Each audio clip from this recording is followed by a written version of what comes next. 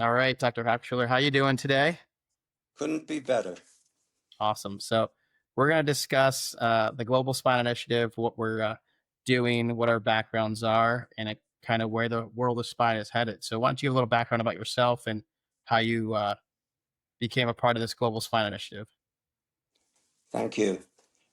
Basically, I've been a spine surgeon, orthopedic spine surgeon, for about 50 years.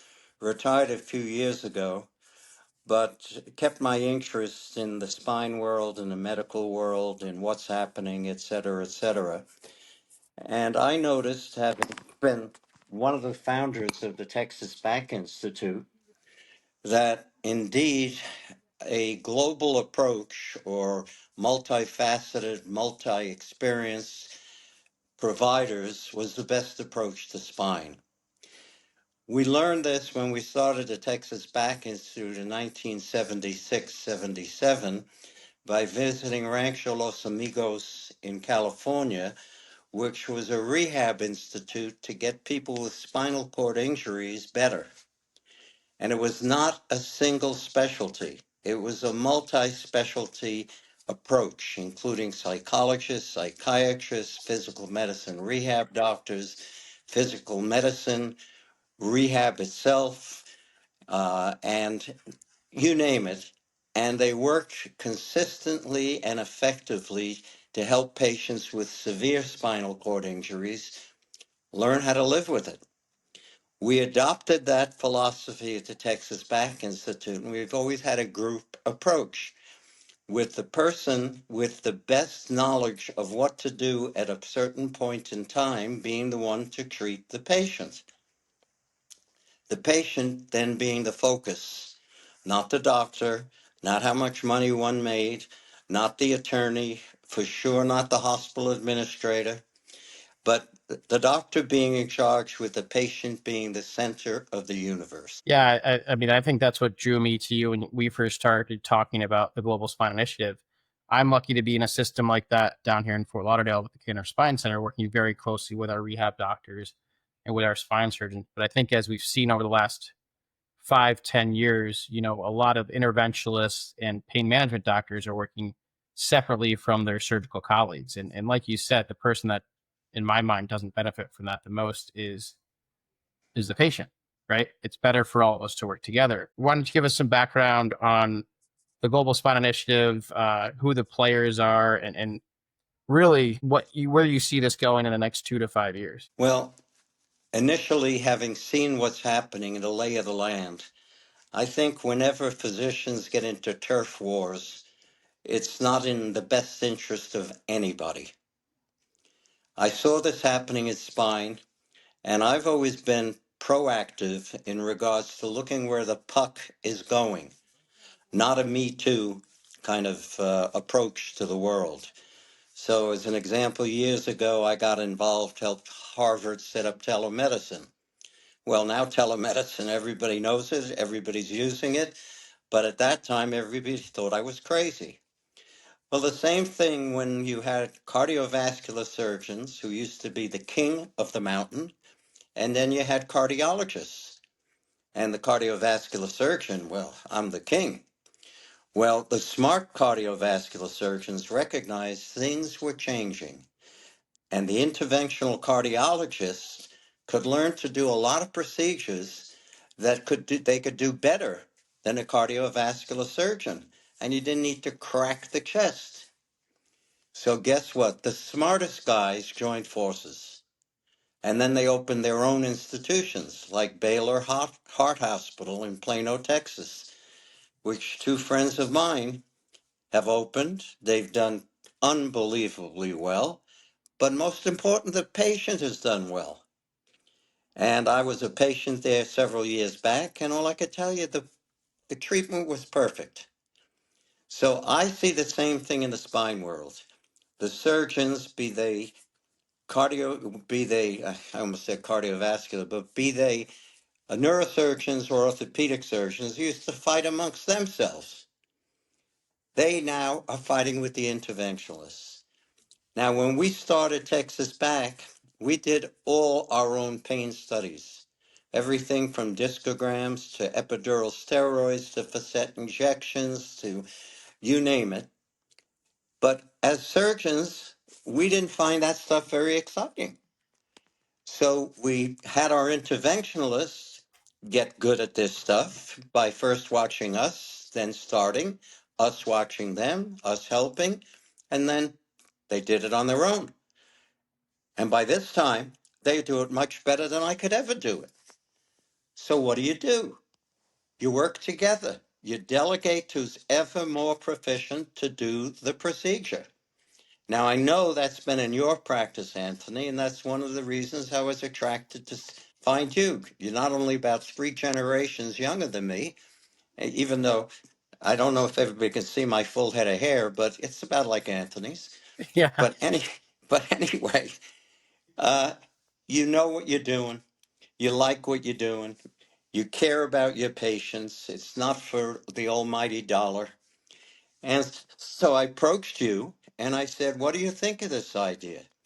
You liked the idea, and we decided to form the Global Spine Initiative, bringing in the best of breed in the interventional world as well as the surgical world, which we've done. And, some people can look at our website to see who's involved, but we have north, south, east, west, all over the United States. We have not gone international.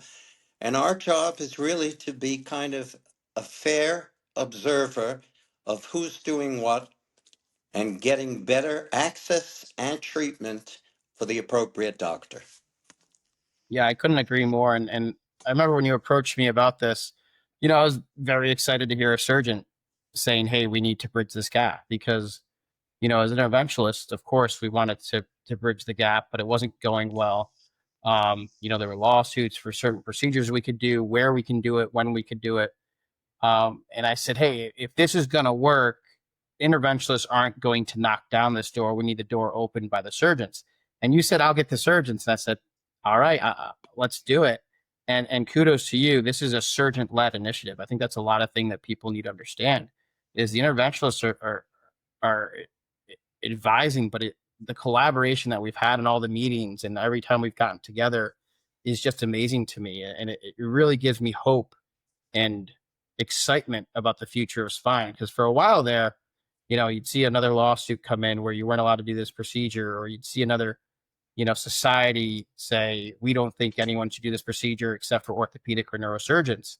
And it was getting a little disheartening that, hey, maybe this gap will never be bridged. But kudos to you and your colleagues and some of the big names of this initiative: Reggie Davis, Pierce Nunley, Robert Eastlack, Chris Radcliffe. I'm not going to get everyone. We actually just got 3 more surgeons on board as well. Uh, it's going very well. And I think, like you said, we're just looking to put out literature talking about what is the best procedure for an 85-year-old with lumbar spinal stenosis. What's the best procedure for a 55-year-old with 2-level lethesis? And really, stop kind of jumping on top of each other and working together. I'm very excited for it. Like I told you actually a few times, I'm very busy. I have a practice. I have a growing family. I said, Steven, I don't know if I have time to be involved in this. And this has really been actually gotten to one of the top of my list of things that have excited me because of where the possibility of what we could do for the world of spine. I'm really excited about it. We're working with other societies uh, across the board. And we have our own think tank coming up this Saturday uh, in Chicago. And I'd love to hear what you think about the think tank and think what we could get from that. Well, first of all, again, I believe in dividing up chores. And as I said to you and Anthony and everybody else, I'm too old to run anything at this point, nor would you want me to, even if I were younger. But you need leaders. And I was told when I met you, I was going to enjoy you. And normally it's like a blind date. I didn't ever trust those. But they were right. You are definitely a leader and you're a worker. You're not just a leader. And that's what I was. In other words, it's easy to delegate, but it's easier to delegate when people see the work you put in. And then they really, how do they keep up with you? Mhm. So the excitement is you're younger, You're smart as hell. You've been around the block. You're in a similar situation where you share responsibilities. And this meeting coming up in Chicago, I'm very impressed by the agenda, by the participants, by who's coming from industry. And we are not the word for industry. We don't represent the industry. We represent the patient, but we don't mind getting some support for industry because putting our own money in to support this, we're doing. But on the other hand, we have a 501c3. We're a not for profit. We're not trying to make any bucks off this thing.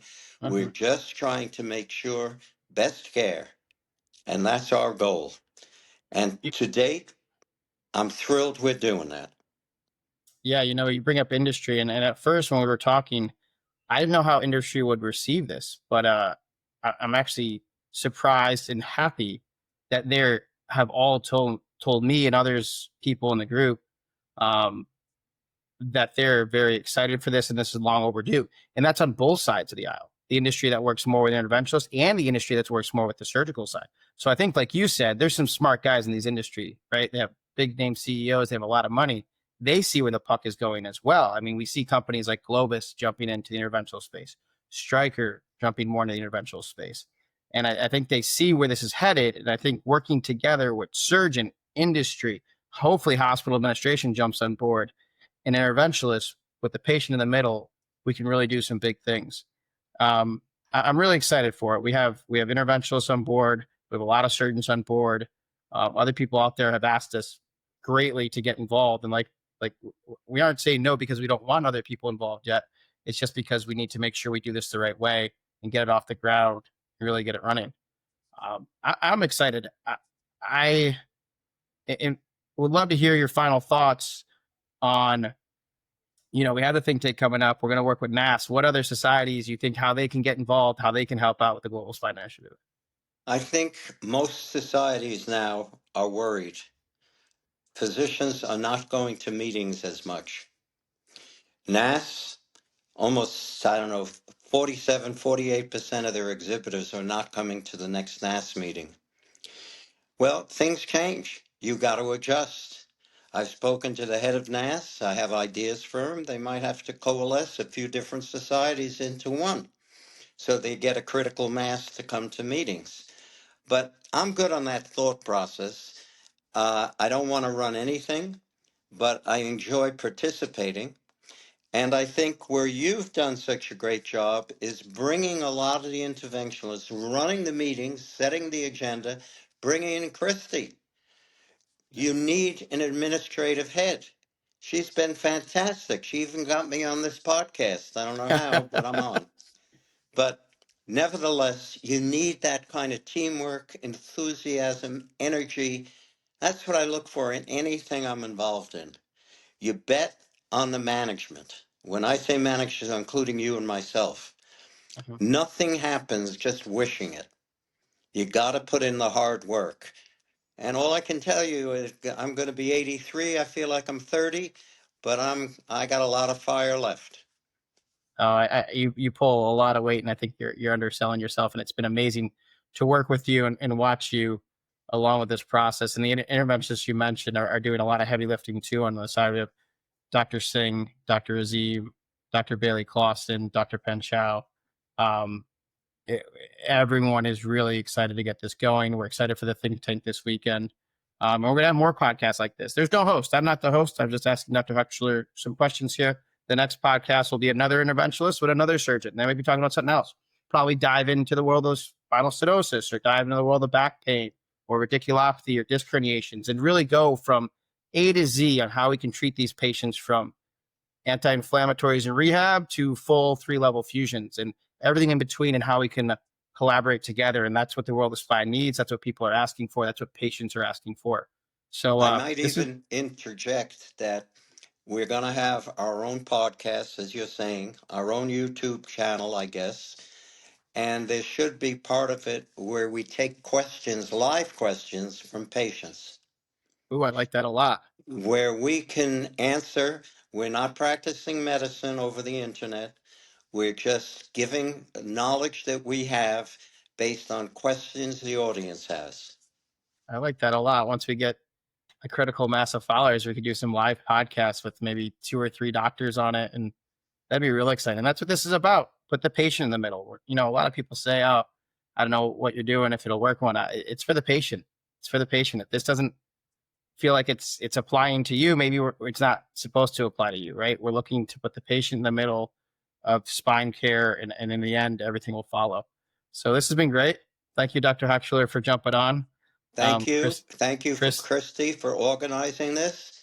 And this is the first of many. yes, thank you very much. Be well. It's Thank great you. to see you guys. Bye bye.